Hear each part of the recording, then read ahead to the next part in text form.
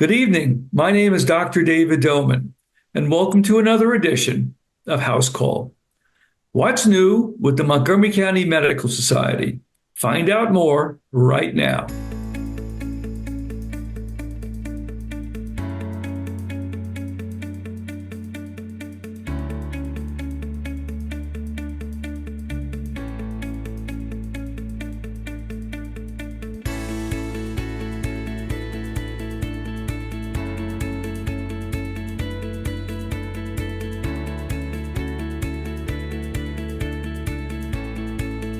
My guest this evening is Dr. Brent Berger, president of the Montgomery County Medical Society. Brent, welcome to House Call. Thanks, Dave. My pleasure. Briefly tell our viewers about your professional background. I work in a primary care practice. I work with 5 colleagues in Bethesda. All of us do general primary care.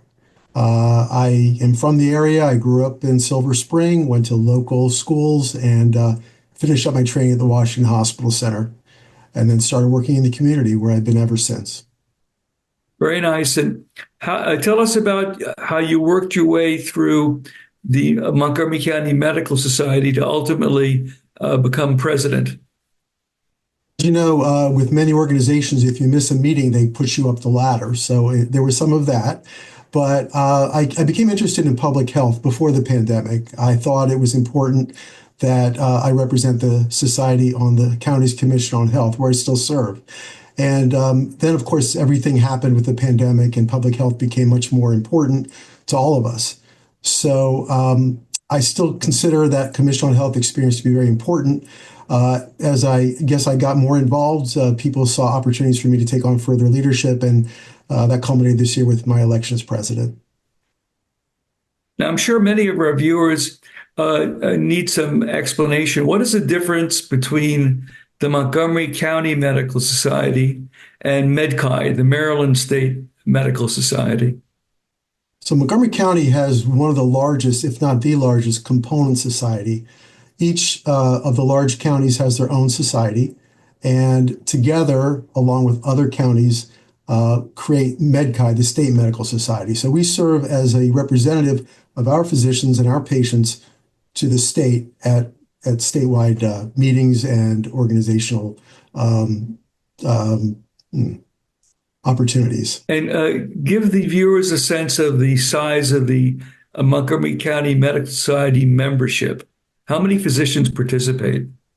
So we're very fortunate. As I said earlier, we're the largest in the state. We have 1,500 members currently across the span from young student doctors to retirees. So it's quite a large organization with quite an impact. And what is the interplay then between the Montgomery County Medical Society, the State Medical Society, and the American Medical Association? So starting from where we are representing what's important to Montgomery County residents, some of which are similar to things experienced across the state and some unique to Montgomery County. For example, our proximity to Virginia and DC make it a little different here than it would be somewhere else in Maryland. MedCI, which represents the state, then serves as the representative of Maryland at the national level at the American Medical Association. I think one thing that needs to be clarified for the viewers is this advocacy at a county level and a state level is not just for physicians. It very much also is advocacy for patient care. Can you explain your emerging role in that regard?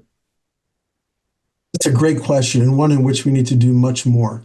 When we go to Annapolis on our annual lobby day and meet with some of our representatives, we're surprised sometimes to find out how much our voices matter. Even more important, though, probably are the residents of Montgomery County. And each of them, each of you, have a role to play when you see healthcare issues that are not going as well as we would like. So we, I think, combine together to provide a powerful force to make healthcare better in Montgomery County and across the state. Now, similarly, what is the interplay with the health department? So the Montgomery County Health Department, which is headed by Dr. Keisha Davis, is represented on our board. The head of the county health department serves on the Montgomery County board, and we, in turn, are represented on the county commission on health where I serve. So we have a very strong interplay. It was important, of course, during COVID that we communicated well.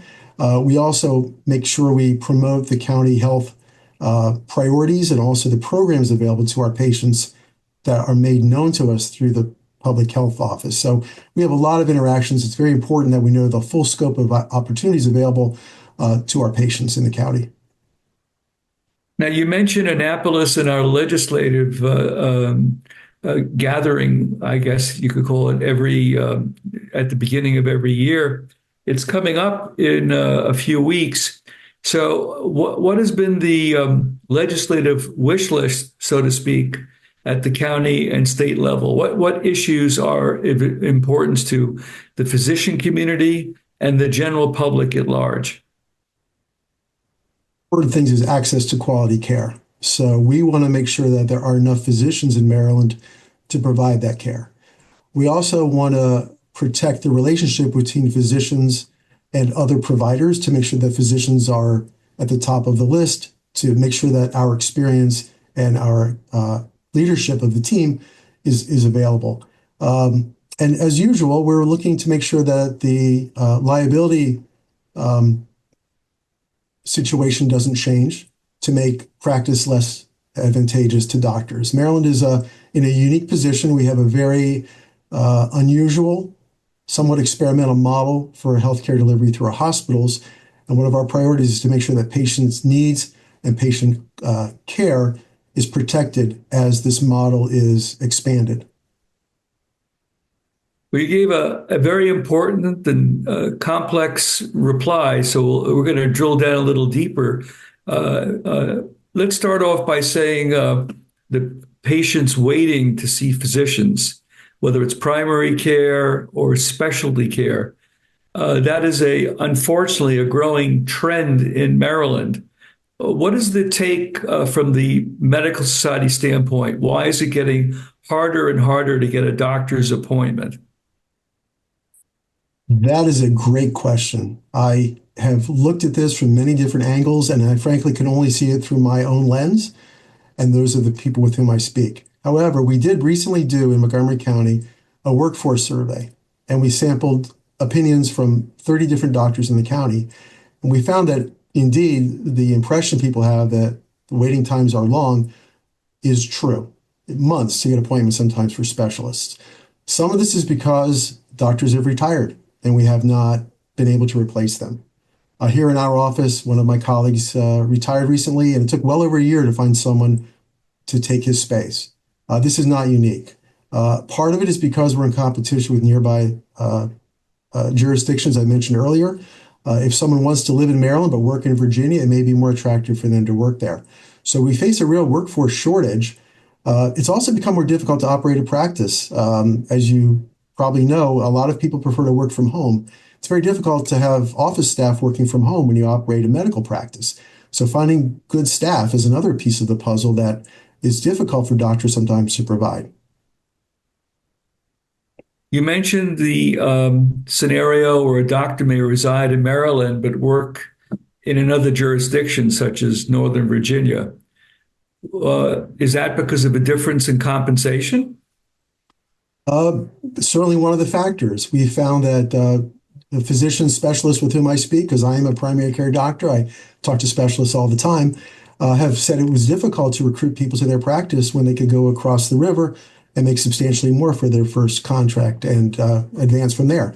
So we do face that issue. Maryland is ranked 49th out of the 50 states as far as physician compensation. And so we need to keep an eye on that. Certainly physicians are not complaining about our compensation, but it shouldn't be so low, especially with the cost of living in Maryland being so high. So we want to do what we can to maintain the proper flow of care. We know delayed care is often worse care. So it's a very important factor for us to look into and to work on.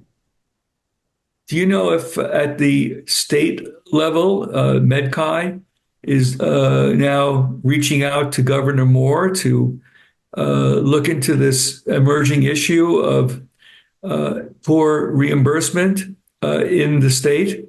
I think that's very troublesome that Maryland is 49th out of 50 states for physician compensation.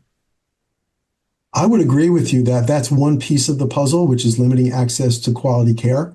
There are so many others, however, and frankly, I don't know if there's a blueprint for medical care in the state. It would be something that a governor or someone at that level would perhaps be best positioned to provide. But a lot of what we're seeing seems to me at least to be piecemeal. It seems to be address this issue here, address this issue there, but no one has a real view of how we're going to provide outstanding care, and we deserve that, to all of our residents, especially with the workforce shortfall that we're seeing. So I think it does deserve the attention of the governor. I agree. Yeah. Well, clearly, these lengthy waiting periods for patients to make appointments with a specialist or a primary care physician is a good example of where your advocacy is not just on behalf of the physician members, but the general population as well. It's become very difficult sometimes for doctors even to speak to one another. We're so busy with all the other extraneous requirements. We haven't yet talked about prior authorization, but that's an area where a lot of people know it well. Patients and physicians know how difficult it is to get the kind of care that seems routine without going through more and more and more hoops. And that's become a frustration. MedChi worked on that last year in our legislative session, and we think there's more to be done. But that's an area where I think both patients and physicians feel the pinch and realize that doctors could do a lot more for a lot more patients if they didn't have these extra administrative burdens that seem unnecessary. You'd mentioned the very hot topic of pre-authorization. Share with our viewers some of the observations that the state and county medical societies have made about this escalating problem. Minneapolis last spring, one of the delegates with whom we spoke themselves was, I'll say, a victim of this situation where there was an important medication that was approved and then no longer approved. And we all have run into that, whether it's a drug that we take every day for blood pressure. I have a patient who recently had to reapply to get an exception made for a migraine medication that he takes successfully. So part of the problem is you're doing well on a medication, you're feeling great, and all of a sudden you have to find a new drug that you may not have taken before or shouldn't take because of an insurance decision that seems very arbitrary. And at the end of the day, if you properly represent your patient, which takes a lot of time, often you get the approval, but it takes so much time to get there and so much frustration. It just seems like a waste of time. And we need to fix it. We've started. We're not done yet. More with my guest, Dr. Brent Berger. First, we're going to pause briefly for a public service announcement. We'll be back. Listen up, team.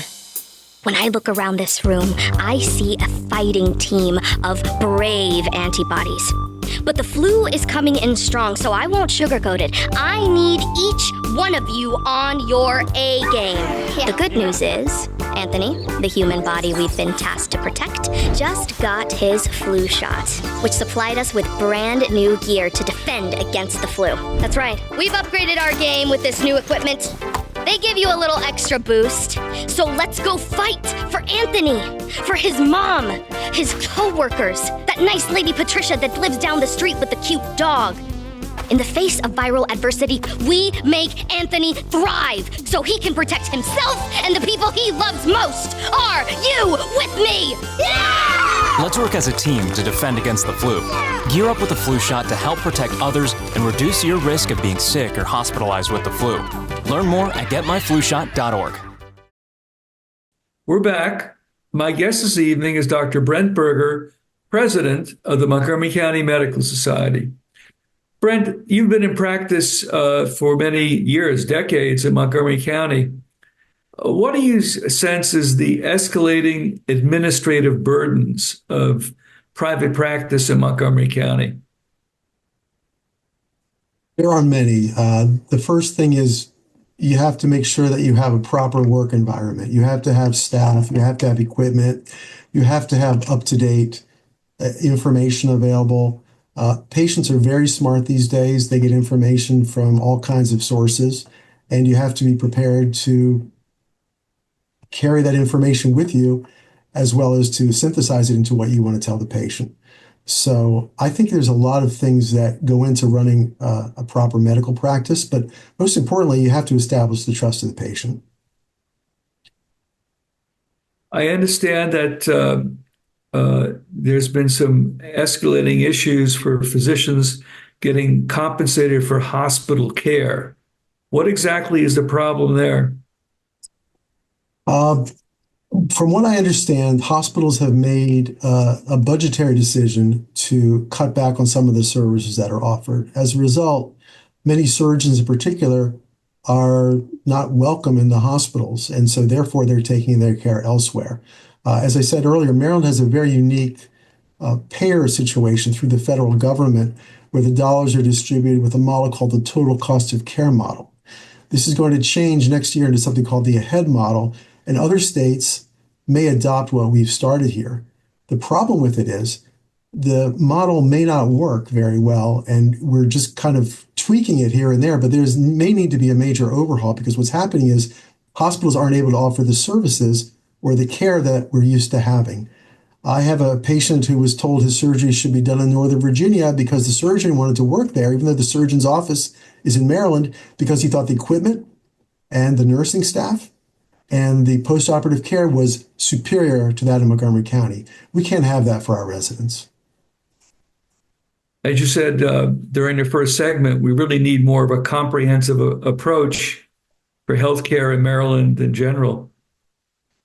I would agree. Yeah. Now, what other changes have you noticed during the sweep of your career with private practice in Maryland? It's not just the staffing challenges, but what else? What else, looking back, do you realize has been a big change? Well, it used to be doctors would hang out together at the hospital. You'd go see your patients, have a cup of coffee, hang out with doctors, and then go to your office. We don't do that anymore. We don't admit patients to the hospital. Very few primary care doctors do that. Hospitalists now take care of hospitalized patients, and we just spend time in the office. It is wonderful when I go to the hospital and see my patient, and I don't see too many other doctors I know, but it's a nice way to remember the old days. So doctors don't hang out together as much as we used to. We don't attend grand rounds or lectures. So we're busy in the office. Additionally, we have so much technology available to us. We have so much more information. AI is just starting to get its foot planted in the medical world. We're going to have to figure out how that's going to work. That's another challenge that MedChi and MCMS are going to have to discover what's best for the patient and what's best for care. Additionally, we have telemedicine. We never had that before, where if you have an elderly patient or it's bad weather, you can still work with the patient. It's not quite the same as being in the office, but it does provide care that you couldn't otherwise give. So that's a big advance. So much more outpatient surgery, so much more stuff that happens.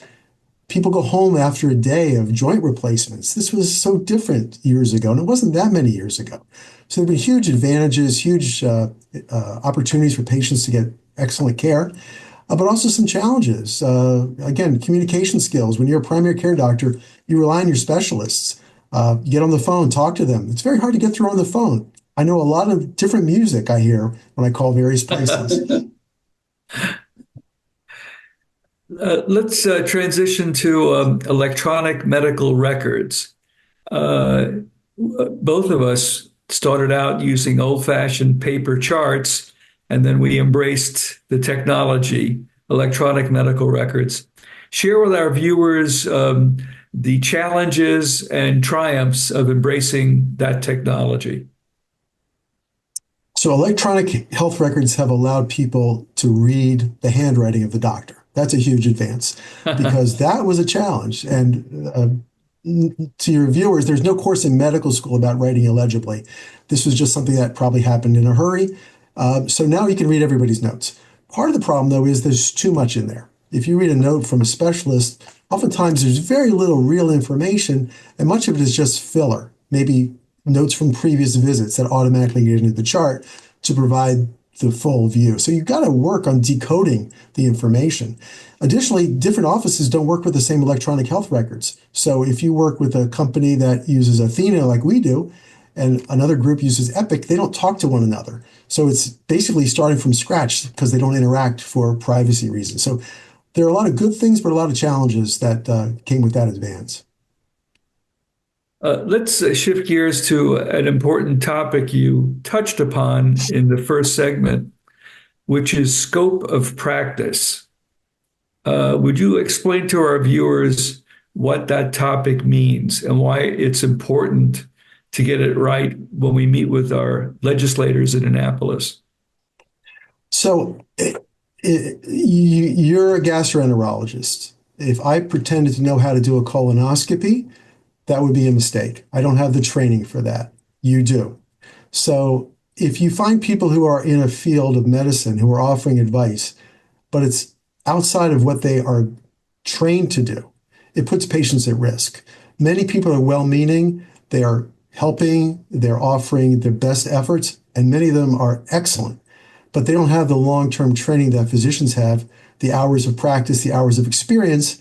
And we think that's important to make sure that we maintain and provide to the public. When there is an issue that is of concern not only to the physician community, but the general public, how can the public get involved to, for example, deal with pre-authorization issues? So I try to collect the names of my patients who have run into this. I tell them there will be a time when I call you to call your representatives. And I haven't been very good at that. I have to be more systematic. The State Medical Society, MedChi, I believe should be doing this as well.